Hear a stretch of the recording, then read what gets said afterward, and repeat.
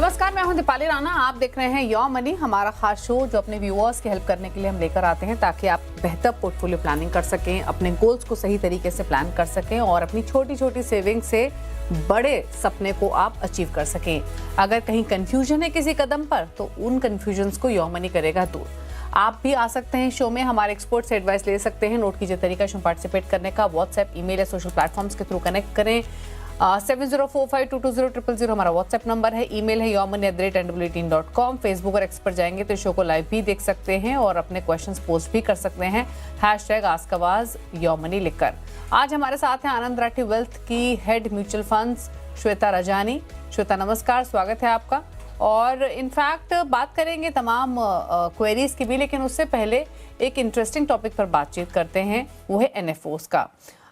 सबसे पहला सवाल तो इनफैक्ट यही है, ये तो हम हर किसी को समझ में आता है कि एनएफओ का मतलब हुआ न्यू फंड ऑफर। आमतौर पे ऑलरेडी नए नए तरीके के फंड्स मार्केट में आते हैं, ऑलरेडी एग्जिस्टिंग कैटेगरीज के नए फंड्स कई फंड हाउसेस के आते हैं। लेकिन सवाल ये है कि क्या एनएफओ में इन्वेस्ट करना सही स्ट्रैटेजी है या फिर रुक कर निवेश करना चाहिए? एक बार फंड की परफॉर्मेंस देख लें, जांच लें, परख लें। एनएफओस को लेकर इन्वेस्टर पॉइंट ऑफ व्यू से आपका सजेशन क्या है? नमस्ते दीपाली जी। जी, आपने जो एनएफओ का टॉपिक उठाया है बहुत जरूरी है इस समय में, बिकॉज अगर हम देखें पिछले एक साल में 2025 में ही करीबन 240 नए फंड ऑफर आए हैं मार्केट में। एंड जैसे आप पूछ रहे थे क्या इन्वेस्टर के लिए, क्या निवेशक के लिए ये सही डिसीजन है कि हम एक एनएफओ में निवेश करें या थोड़ा रुक के करें। तो देखें, जो एनएफओज रिसेंटली आए हैं उसमें हमने देखा है कि कुछ इनोवेशन एज सच नहीं होती है। काफी सारे एनएफओस जो आए, अगर मैं ये आंकड़ों की कुछ बात करूं तो 75% के जो एनएफओस हैं वो इंडेक्स, ईटीएफ या सेक्टर के कैटेगरी में आए हुए हैं, जहां ऑलरेडी एक एग्जिस्टिंग फंड होगा किसी ना किसी एएमसी का। तो सबसे पहली बात आप जांच करें कि ये जो एनएफओ आया है क्या ऐसा कोई एग्जिस्टिंग फंड मार्केट में अवेलेबल है। अगर वो कोई फंड अवेलेबल है तो आप उसकी ट्रैक रिकॉर्ड को देखते हुए फिर डिसीजन ले एनएफओ में निवेश करने का या नहीं करने का। आमतौर पर हमने जो देखा है, अगर आप एक ऐसे फंड में निवेश करें जिसकी ऑलरेडी एक ट्रैक रिकॉर्ड बनी हुई है तो वहां पे एक कंसिस्टेंसी बेटर आती है। ऐसा बिल्कुल नहीं है कि अगर आप एनएफओ में निवेश कर रहे हो तो 10 रुपए की एनएवी पे आपको मिल रहा है, इसीलिए वो एक स्टॉक के आईपीओ की तरह है जहां आप सस्ते में एक फंड में निवेश कर रहे हैं। उस भ्रम में किसी को नहीं रहना चाहिए। तो चाहे आप 10 रुपए की एनएवी का फंड ले या 2000 की एनएवी का फंड ले, उसकी ग्रोथ उसी प्रकार से, अगर कोई फंड को 20 से 25% की ग्रोथ देनी है तो वो 2000 के एनएवी पे भी दे सकता है और 10 रुपए के भी एनएवी पे दे सकता है। तो एग्जिस्टिंग फंड जिसका एक ट्रैक रिकॉर्ड है, एक पोर्टफोलियो ऑलरेडी कंस्ट्रक्टेड है, जहां फंड मैनेजर ने क्या डिसीजंस लिए हैं, उससे जांच पड़ताल करके निवेश करना ज्यादा बेहतर एक डिसीजन होती है rather than an NFO. Okay, अच्छा श्वेता, एक चीज बताइए, काफी बार जब एनएफओज आते हैं तो दो चीजें और होती हैं जिसे इन्वेस्टर्स आमतौर पे देखते हैं। पहला तो ये कि वो किस फंड हाउस से आ रहा है, दूसरा ये उसकी कैटेगरी क्या है, और तीसरा ये कि उसके फंड मैनेजर्स कौन है। काफी बार होता है कि एक इन्वेस्टर का फंड हाउस या फिर रेस्पेक्टिव फंड मैनेजर्स पर भरोसा होता है तो भी वो निवेश करते हैं। कितना सही ये अप्रोच है या फिर क्या आपका व्यू है इस टॉपिक पर? जी, देखिए, अगर कोई एग्जिस्टिंग एएमसी एक एनएफओ ला रही है तो कई बार ये होता है कि टॉप की 3-4 एएमसीज हैं, तो हमें लगता है कि ये एएमसी तो ऑलरेडी इतना ज्यादा एसेट्स मैनेज कर ही रही है। तो अगर यहाँ की एक एग्जिस्टिंग एएमसी की ट्रैक रिकॉर्ड है या ये फंड मैनेजर तो एक बहुत नोन फंड मैनेजर है, इसका अगर कोई नया फंड आया है तो हमें इसमें निवेश कर लेना चाहिए। लेकिन मेरे हिसाब से वो सही तरीका नहीं है डिसीजन लेने का, क्योंकि हो सकता है एक फंड मैनेजर समझें, कोई भी XYZ फंड मैनेजर है जो एक एक्टिव फंड मैनेज कर रहा है और एक एनएफओ लॉन्च हुआ है जो इंडेक्स फंड है या एक थीमेटिक फंड है। अब हो सकता है वो सही समय नहीं है उस थीम में पार्टिसिपेट करने का, या वो निवेशक को उतनी अंडरस्टैंडिंग नहीं है कि यहाँ पे टाइमिंग मुझे करना होगा इस सेक्टर या थीमेटिक फंड में। तो हो सकता है वो फंड मैनेजर की गलती नहीं है, क्योंकि वो एक एक्टिवली फंड मैनेज कर रहे थे पास्ट में जहां उनका ट्रैक रिकॉर्ड अच्छा है। लेकिन आप एक सेक्टरल और थीमेटिक फंड में जा रहे हैं जो आपके लिए सही नहीं है उस समय के लिए। तो नहीं, मैं कहूंगी कि फंड मैनेजर की पास्ट रिकॉर्ड जरूरी होती है, लेकिन आप ये ध्यान में रखें कि ये जो नया फंड आ रहा है, क्या कोई एग्जिस्टिंग फंड है जो वही थीम, वही स्ट्रैटेजी फॉलो कर रहा है। तब उस फंड मैनेजर का ट्रैक रिकॉर्ड उस थीम के लिए, उस स्ट्रैटेजी के लिए चेक करके फिर अपने निवेश की डिसीजन ले। ना कि एक सभी, अगर बड़ी एएमसी की है, अगर अच्छे खासे फंड मैनेजर की है, तो आंख बंद कर आप उसमें निवेश कर लें। ओके। अच्छा, साथ ही श्वेता एक चीज़ और बताइए, आमतौर पे एनएफओज जो आते हैं एमसीज की तरफ से, इसके पीछे का पर्पस क्या रहता है, या फिर सिंपली पुट ऑन करना हो तो एमसीज आखिरकार एनएफओज लाते क्यों हैं? जी, देखिए, सेबी ने वैसे तो एक रूल डिफाइन कर दिया है कि आपकी जो मार्केट कैप बेस्ड कैटेगरीज हैं, जैसे large cap, large and mid cap, flexi, multi, यहाँ पर इस कैटेगरी में आप एक ही फंड लॉन्च कर सकते हैं। अब कुछ ऐसी कैटेगरीज हैं जैसे सेक्टरल हो गई, थीमेटिक हो गए, या इंडेक्स ईटीएफ हो गए, यहाँ कोई रिस्ट्रिक्शन नहीं है, यहाँ आप जितने फंड्स चाहें आप लॉन्च कर सकते हैं। तो कई बारी एएमसीज के लिए ऐसा होता है कि उनका होगा एक फ्लेक्सी कैप फंड जो साइज में बहुत बड़ा हो गया है, तो वह वही एक स्ट्रैटेजी करना चाहते हैं, लेकिन एक नए फंड में with a small AUM thematic category में लॉन्च करके आप कर सकते हैं। तो एक हमने वो कारण देखा है। दूसरा, अगर आमतौर पर कोई फ्लेवर ऑफ द सीजन चल रहा हो, जैसे पिछले साल डिफेंस की बहुत बात चल रही थी, तो एक डिफेंस स्पेसिफिक फंड लॉन्च कर लेना, एक्टिव स्पेस में कर लेना, पैसिव फंड में, पैसिव स्पेस में कर लेना, क्योंकि वो मिस आउट नहीं करना चाहते। अगर किसी एक एएमसी ने लॉन्च कर लिया तो सारी एएमसीज आप देखोगे खास करके वही थीम और वही कैटेगरी की फंड लॉन्च करना चाहते हैं। सो एक प्रोडक्ट बुके को वो फिल करना चाहते हैं, कि अगर कहीं भी मार्केट में बाकी 40 एएमसीज के पास अगर वो एक स्ट्रैटेजी है, तो हमारे पास भी होनी चाहिए। तीसरा, जैसे फंड्स बढ़ते हैं, उनका डिस्ट्रीब्यूशन नेटवर्क, उनका एयूएम ग्रोथ बढ़ सकता है। तो एयूएम गार्नर करने की एक रास्ता ये भी होता है थ्रू दी एनएफओज। तो आमतौर पे ये 3 से 4 कारण होते हैं। तो इसमें से मैं कहूंगी, अगर प्रोडक्ट बुके आप फिल करना चाहते हैं, आप नई एएमसी है और हर कैटेगरी में आप एक बेस फंड चाहते हैं, उस कारण से अगर आप एनएफओ कर रहे हो तो वो बहुत सही है। लेकिन आमतौर पे वो मार्केटिंग, एयूएम बढ़ाना, उस हिसाब से भी एनएफओज लॉन्च होते हैं। ओके। और इनफैक्ट श्वेता, अगर हम पास्ट देखें या हिस्ट्री को देखें तो आमतौर पे एनएफओज में किस तरीके का रिटेल पार्टिसिपेशन देखने को मिलता है, या फिर क्या ट्रेंड्स देखने को मिले हैं with regards to performance, retail participation, redemption, किस तरीके की एयूएम ग्रोथ रहती है? पास्ट हिस्ट्री क्या सजेस्ट करती है? जी, अगर मैं पास्ट ट्रैक रिकॉर्ड की बात करूं तो हमने यहाँ पे कुछ एनालिसिस किए थे और कुछ आंकड़े हमने देखे थे। तो सबसे पहले तो हमने ये देखा कि जितने भी एनएफओज लॉन्च होते हैं, उनमें अगर हम देखें कि ईयर 2 में, आपने अगर 2025 में लॉन्च किया तो 2026 में आपकी कितनी रिडेम्पशन हुई, या 2027 में, तो अगले साल या 2 साल बाद कितनी रिडेम्पशन हुई है। तो हमने यहाँ देखा है कि एक निवेशक 3 साल से ज्यादा उसमें नहीं रहता। थर्ड ईयर आते आते आपने 25 से 30% रिडेम्पशन देखी होगी उन एनएफओज में। दूसरा, हमने एक ट्रेंड देखा कि जो एनएफओ आया, अगर उसी एएमसी का आप एक डाइवर्सिफाइड फंड ले लेते तो क्या रिटर्न बने हैं। तो यहाँ पर भी हमने देखा कि जिन जिन कैटेगरीज में एनएफओज लॉन्च हुए, अगर उसी एएमसी के आपने डाइवर्सिफाइड फंड लिए होते तो आपके रिटर्न एग्जिस्टिंग फंड्स में ज्यादा बेहतर होते। 2 से 3% का डिफरेंस था इन दी रिटर्न। तो इसीलिए हमने हमारी डिसीजन ये हुई कि एनएफओ से बेटर है आप ट्रैक रिकॉर्ड देख के एग्जिस्टिंग फंड का फिर उसमें निवेश करें, और एक जल्दबाजी ना करें कि एनएफओ आया है, 15 दिन के लिए खुला है, 10 रुपए की एनईवी पे मिल रहा है, तो हम इसमें निवेश कर लें। और एक फाइनल सवाल और श्वेता आपसे इस टॉपिक पर, क्या मिथ हैं कंज्यूमर्स या रिटेलर्स के बीच में एनएफओज को लेकर जो आप बताना चाहती हैं, हाईलाइट करना चाहती हैं? क्योंकि आमतौर पे जब एनएफओज आते हैं, हम यूजुअली अपने डिफरेंट शोज में एनएफओज की चर्चा करते भी हैं। हर फंड मैनेजर का कहना होता है कि ये एक्सक्लूसिव स्ट्रैटेजी है, ऐसे मार्केट में ये काम करेगा। तो उस पॉइंट ऑफ व्यू से कौन सी वो इम्पोर्टेंट बातें हैं जो आप बताना चाहते हैं मेरे व्यूअर्स को विद रिगार्ड्स टू एनएफओज को लेकर? क्या मिथ रहते हैं या क्या लोग गलतियां करते हैं?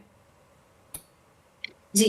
सबसे पहला मिथ तो जैसे आपने कहा, अगर एनएफओ आया है तो सभी को लगता है ये कुछ एक्सक्लूसिव है, ये कोई नई थीम है। या ये कोई नई स्ट्रैटेजी है इसीलिए एनएफओ लॉन्च हो रहा है। हालाँकि वो ज़रूरी नहीं है कि ऐसा ही हो। एग्ज़िस्टिंग फंड्स में आज मैं अगर आपको कहूँ तो इक्विटी फंड्स में 1000 के ऊपर फंड्स हैं, जो ओपन एंडेड कैटेगरी में है। तो 95% चांस है कि आपको एक्सक्लूसिविटी नहीं मिल रही एनएफओ में, आपको एक्जिस्टिंग फंड्स में वो स्ट्रैटेजी मिल जाएगी। दूसरी मिथ होती है कि ये एक स्टॉक के आईपीओ की तरह है, तो जहां हमें शायद एक डिस्काउंटेड प्राइस पे मिल रहा है, यहाँ हम 10 रुपीज पे ले रहे हैं तो एक कम प्राइस पे मिल रहे हैं, हमें लिस्टिंग प्रीमियम मिल सकता है। लेकिन म्यूचुअल फंड का एनएफओ स्टॉक के आईपीओ की तरह नहीं होता है। वहां पे एक अंडरलाइन बास्केट है जिसकी परफॉर्मेंस जैसे जैसे आएगी उन स्टॉकों की वैसे एनएवी बढ़ेगी, चाहे 10 रुपए की हो या 1000 रुपए की एनएवी हो। वो और तीसरा इन्हें लगता है अगर हम एनएफओ पीरियड के बाद निवेश करेंगे तो कहीं हम मिस आउट ना कर जाएं। वो भी एक बिल्कुल जरूरी बात नहीं है। तो आमतौर पे मैं कहूंगी इन चीजों को ध्यान में रखना जरूरी होता है। ओके, चलिए, तो ये तो एनएफओज के रिगार्डिंग इन डिटेल चर्चा हुई श्वेता से, और काफ़ी क्लैरिटी आई एम श्योर इस डिस्कशन से हमारे व्यूअर्स को मिली होगी कि एग्जैक्टली एनएफओज का पर्पस क्या होता है, क्यों आते हैं, और आप एज अ रिटेल इन्वेस्टर क्या अप्रोच लेकर चले एनएफओज को लेकर, उसके बारे में श्वेता ने तमाम यहाँ पर आपको बातें समझाई। अब बात करते हैं व्यूअर से। अंकित गुप्ता बेंगलुरु से पहले व्यूअर हमारे साथ कनेक्टेड है। अंकित नमस्कार, बताइए क्या सवाल है आपका। नमस्ते मैडम, मैंने आपको पोर्टफोलियो भेजा हुआ है मैडम अपना।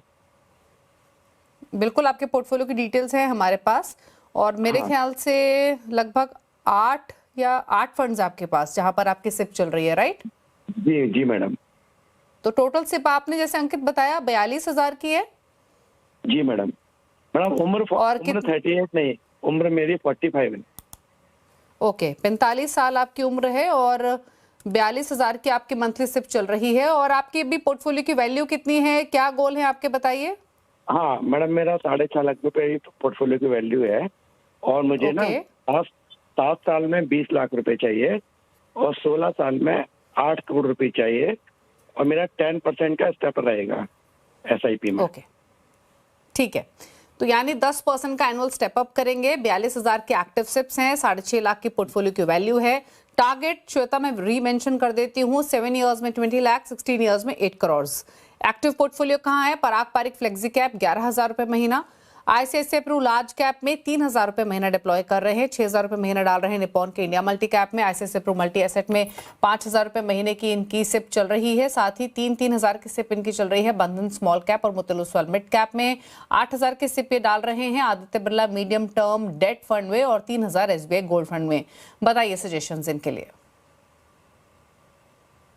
अंकित, आपके पोर्टफोलियो पे मैंने कुछ एनालिसिस की है। सो देखें, आज के दिन पे अगर मैं देखूं कि लार्ज कैप, मिड कैप और इक्विटी डेट की एलोकेशन आपकी कितनी है, तो अगर एसेट एलोकेशन की मैं बात करूं तो आप करीबन 70% इक्विटी में है, 30% आपके पास डेट गोल्ड सारा मिला के है। और आपके पास लंबा समय है, आप बात कर रहे हो 7 साल के बाद पहला लक्ष्य और 16 साल के बाद करीबन दूसरा लक्ष्य। मेरे हिसाब से अगर आप 10% की इक्विटी और बढ़ा दें अपने पोर्टफोलियो में तो वो थोड़ी एक एफिशिएंसी बिल्ड कर सकता है। दूसरा, अगर आप इसी तरह से अपनी एसआईपी को करते चलें और 10% से स्टेप अप करें तो आप करीबन 7 साल का आपका जो एजुकेशन के लिए लक्ष्य है वो तो अचीव हो जाएगा, लेकिन एंड पे आप एक 5 करोड़ के वैल्यू के आसपास पहुंचेंगे। तो मेरी राय ये रहेगी, अगर आप 3 से 4,000 अपनी एसआईपी आज बढ़ा सकते हैं, तो जैसे आपने कहा आप 42,000 के आसपास की एसआईपी कर रहे हैं, अगर आप इसे 50,000 के आसपास ले जा सकते हैं और 15% से स्टेप अप करें अपनी एसआईपी, 15 से 20% अगर स्टेप अप कर लें, तो आप वो 8 से 10 करोड़ के लक्ष्य पे आसानी से पहुंच जाएंगे।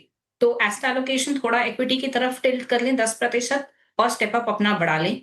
दूसरा, मैं आपके फंड्स पे आती हूँ अब। फंड्स में आपका जो आज के दिन का एक मिक्स है, वहां लार्ज कैप थोड़ा 10% से आप कम करके मिड स्मॉल की ओर भी जा सकते हैं। वो भी एक फिर से थोड़ा सा रिटर्न एनहांस कर सकता है। लंबा समय है तो जोखिम इतना नहीं बढ़ेगा। म्यूचुअल फंड है, डाइवर्सिफाइड पोर्टफोलियो होता है।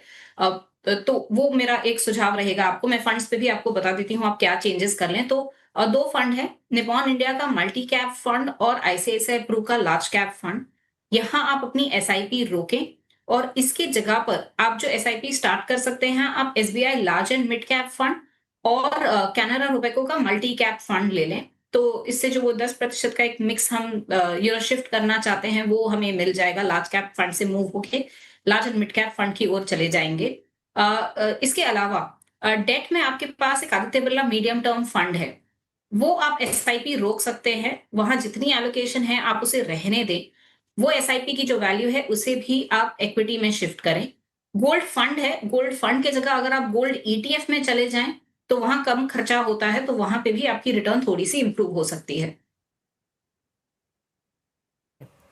तो सलाह आपको क्लियरली दी गई है आपके पोर्टफोलियो को लेकर। आप अपने गोल के नज़दीक ज़रूर पहुंचेंगे अगर आप स्टेप अप करेंगे तो। और जैसे आपने मेंशन भी किया, हालांकि आपको बदलाव सजेस्ट किए गए हैं, उनको आपको फॉलो करना है।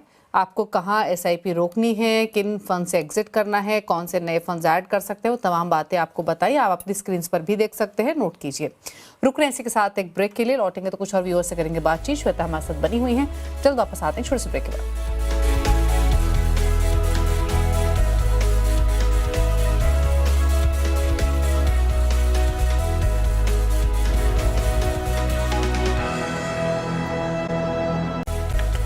आप देख रहे हैं योर मनी और श्वेता रजानी हमारे साथ बनी हुई क्वेरीज को आंसर करने के लिए। बात करते हैं कुछ और व्यूअर्स से।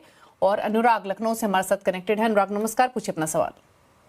नमस्कार मैम, मैंने अपना पोर्टफोलियो शेयर किया था तो उसके रिगार्डिंग मुझे जानना था कैसा पोर्टफोलियो है, क्या कुछ मुझे चेंज करने चाहिए।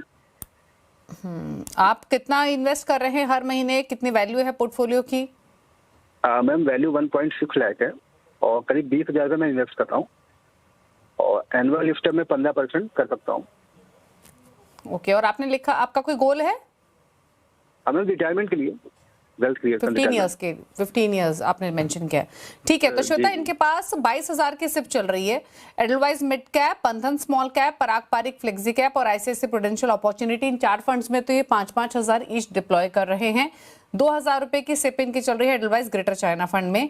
1.5 लाख के आसपास की पोर्टफोलियो की वैल्यू है। 15% एनुअल स्टेप अप करेंगे और 15 सालों में रिटायरमेंट के लिए इस रकम को जोड़ रहे हैं। बताइए सजेशन, इनके गोल पर कितना इकट्ठा कर लेंगे 15 सालों में स्टेप अप करते हुए, प्लस फंड्स में कुछ बदलाव करने हैं या इसी पोर्टफोलियो को कंटिन्यू करें? अनुराग जी, मैं गणित कर रही थी आपके पोर्टफोलियो पे। देखें, अगर आप इसी तरह से लगातार एसआईपी को स्टेप अप करते चले तो आप 2.5 से 3.25 करोड़ के आसपास के एक वैल्यू पे पहुंच सकते हैं। हमने ऑफ कोर्स इक्विटी ने हिस्टोरिकली क्या रिटर्न दी है उसको ध्यान में रखते हुए ये नंबर्स अराइव किए हैं। अब अगर ये वैल्यू से आपका लक्ष्य पूरा हो सकता है तो फिर ठीक है, नहीं तो आप, मेरी सलाह हमेशा सबसे यही रहती है कि जहां भी आप एसआईपी बढ़ा सके या एक मुश्त कभी कुछ निवेश कर सके तो उसे जरूर करना। आपके पोर्टफोलियो में थोड़ा सा मैं देख रही थी कंसंट्रेशन रिस्क ज्यादा है। कंसंट्रेशन रिस्क अगर मैं कहूं तो एडलवाइज और आईसीआईसीआई, हालांकि दोनों ही बड़ी एएमसीज हैं, लेकिन यहाँ पे 55% आपका पोर्टफोलियो है। मैं कहूंगी किसी भी एएमसी में 20 से 25% से ज्यादा एक्सपोजर ना रखें तो वो बेहतर होता है। और एएमसी या फंड मैनेजर एक्सपोजर डाइवर्सिफाई करना बहुत जरूरी होता है। दूसरा, मिड स्मॉल की भी कंसंट्रेशन है, तो आपके पोर्टफोलियो में मिड स्मॉल को कम करके थोड़ा सा लार्ज कैप एलोकेशन आप बढ़ाएं तो एक स्टेबिलिटी, स्थिरता पोर्टफोलियो के रिटर्न में आ सकती है। और तीसरी चीज आपका, मैं देख रही थी फंड पे मैं आती हूँ, 2 फंड में मेरा सुझाव है कि आप एसआईपी रोकें और जो भी वैल्यू आपकी जमा हुई होगी एग्जिट लोड के बाहर जो है उसे निकाल कर दूसरे फंड्स में डालें। पहला फंड है एडलवाइज का ग्रेटर चाइना फंड। अब अगर हम इकोनॉमिस्ट का व्यू देखें तो ये निकल के आ रहा है कि अगले कुछ सालों में इंडियन इक्विटीज ग्लोबल इक्विटीज से थोड़ा बेहतर कर सकती है। अर्निंग्स ग्रोथ देख लें, इकोनॉमिक ग्रोथ को अगर हम बात करें या वैल्यूएशंस को देखें तो सबसे पहली सलाह ये। और दूसरा, आपके पास आईसीआईसीआई प्रू का इंडिया अपॉर्चुनिटीज फंड है जो एक पर्टिकुलर थीम फॉलो करता है। अगर आप एक प्योर डाइवर्सिफाइड फंड में रहें तो वो ज्यादा बेहतर हो सकता है। इसकी जगह पर जो आप 2 या 3 फंड्स ऐड कर सकते हैं, कोटक का मल्टी कैप फंड ले लें, डीएसपी का large and mid cap fund भी आप ऐड कर सकते हैं, और आईसीआईसीआई का ही फोकस इक्विटी फंड है। तो इंडिया अपॉर्चुनिटी से स्विच करके आप फोकस इक्विटी में भी जा सकते हैं। तो ये 2-3 सुझाव है। बाकी का पोर्टफोलियो आपका अच्छा है, उसमें आप एसआईपी जारी रखें। ओके, तो सजेशन आपको दिए गए हैं आपके पोर्टफोलियो रिलेटेड, उन्हें फॉलो कीजिए। 2 फंड से निकलने की सलाह दी गई है, नए फंड्स की सलाह भी दी गई है, कौन सा आप ऐड कर सकते हैं। 3.25 करोड़ के आसपास की राशि आप मान के चले इकट्ठा कर लेंगे 15 सालों में। दिलीप हैं अगले व्यूअर हमारे साथ, रांची झारखंड से। रांची से इनफैक्ट ये बात कर रहे हैं। दिलीप नमस्कार, बताइए क्या सवाल है आपका। चलिए इनके फोन लाइन डिस्कनेक्ट हो गई, इनका सवाल ले लेते हैं। जो डिटेल्स इन्होंने श्वेता हमारे साथ शेयर की थी उसके मुताबिक इनकी जो मंथली सिप चल रही है वो है 25,000 रुपये महीने की। 15 सालों का होराइजन है, 2 करोड़ का इनका टारगेट है 15 सालों में, और 10% एनुअल स्टेप अप भी करेंगे। 5,000 डाल रहे हैं पराग पारिक फ्लेक्सी कैप, 4,000 डाल रहे हैं बंधन स्मॉल कैप में, Motilal Oswal large mid cap में 3,000, 3,000 है कोटक मल्टी कैप और एसबीआई कॉन्ट्रा में, और Kotak gold silver fund of fund में 7,000 की सिप इनकी चल रही है। अब इन्होंने पोर्टफोलियो अभी बनाया है या पहले का है इसके बारे में तो जानकारी नहीं है, बट इन्होंने कुछ मेंशन नहीं किया है एक्यूमुलेशन कितना हुआ है, पोर्टफोलियो की वैल्यू कितनी है, तो मान के चलते हैं ये न्यूली क्रिएटेड पोर्टफोलियो है। उस हिसाब से इनका पोर्टफोलियो कैसा है, प्लस 2 करोड़ का लक्ष्य 15 सालों में विद 10% स्टेप अप कितना लाइकली है। दीपाली जी, इनके पोर्टफोलियो में अच्छी बात तो ये है कि जिस हिसाब से ये एसआईपी कर रहे हैं और जो स्टेप अप इन्होंने कहा है, उसके चलते ये अपने 2 करोड़ के लक्ष्य पे तो आसानी से पहुंच जाएंगे। लेकिन मैं देख रही थी कि इनकी जो गोल्ड सिल्वर की एलोकेशन जा रही है आज के दिन पे 28% का पोर्टफोलियो मैं कहूंगी डेट या गोल्ड ओरिएंटेड पोर्टफोलियो है। 70% के आसपास इक्विटी है। इनके पास समय है, लंबा समय है, तो ये मेरे हिसाब से 70 की जगह 80% की अगर इक्विटी रखें तो वो रिटर्न जरूर एनहांस कर सकेगा। एंड इन्फ्लेशन को ध्यान में रखते हुए हमें नहीं पता 2 करोड़ पूरे होंगे या नहीं, तो वो एक सबसे पहला मेरा सुझाव है कि गोल्ड को थोड़ा रिड्यूस करके इक्विटी एलोकेशन बढ़ा दें। दूसरी, इन्होंने गोल्ड सिल्वर का पैसिव फंड ऑफ फंड लिया हुआ है। अब जब हम फंड ऑफ फंड करते हैं तो उसमें डबल खर्चा हो जाता है। एक तो बेस फंड का खर्चा, फिर फीडर फंड का खर्चा। इससे बेहतर ये गोल्ड और सिल्वर अगर ईटीएफ ले ले इंडिविजुअली तो वो ज्यादा बेहतर होगा। एक और थोड़ी एफिशिएंसी आ जाएगी पोर्टफोलियो में। इसके अलावा जो फंड्स पे मेरा सुझाव है, एसबीआई कॉन्ट्रा में आप एसआईपी रोकें। इसके जगह पे SBI large and mid cap size के मुकाबले, स्ट्रेटजी के मुकाबले थोड़ा बेटर फंड है, तो वो स्विच पहली रहेगी मेरी रिकमेंडेशन इनके लिए। दूसरा, इनके पास मोतीलाल ओसवाल का लार्ज एंड मिड कैप है, तो उसके जगह पर आप एचडीएफसी फ्लेक्सी कैप फंड ले सकते हैं। एक लार्ज एंड मिड कैप है, फ्लेक्सी कैप में भी अगर आप देखोगे तो 70% के आसपास की लार्ज कैप एक्सपोजर है, सो वो एक मार्केट कैप मिक्स उनका मेंटेन चला रहेगा। और तीसरा एक fund Invesco focus equity fund, क्योंकि अगर गोल्ड से थोड़ा कम कर रहे हैं तो तीसरा फंड ऐड कर सकते हैं, इन्वेस्को का फोकस इक्विटी फंड। ओके, तो ये रही सलाह आपके पोर्टफोलियो को लेकर। आप नोट कीजिए बदलाव और इन बदलावों को इम्प्लाई कीजिए अपने पोर्टफोलियो में। वेल, थैंक यू श्वेता आने के लिए शो में और सभी पोर्टफोलियो को बेहतर बनाने में हमारे व्यूअर्स की मदद करने के लिए। इसी के साथ एक ब्रेक का वक्त हो गया है। ब्रेक पे जाते जाते आप देख सकते हैं अपने स्क्रीन पर श्वेता के टॉप 4 फंड्स, अगर आप नया पोर्टफोलियो क्रिएट करना चाहते हैं श्वेता की चॉइस के हिसाब से। थैंक यू श्वेता अगेन, और इसी के साथ योमनी में इतना ही। नमस्कार।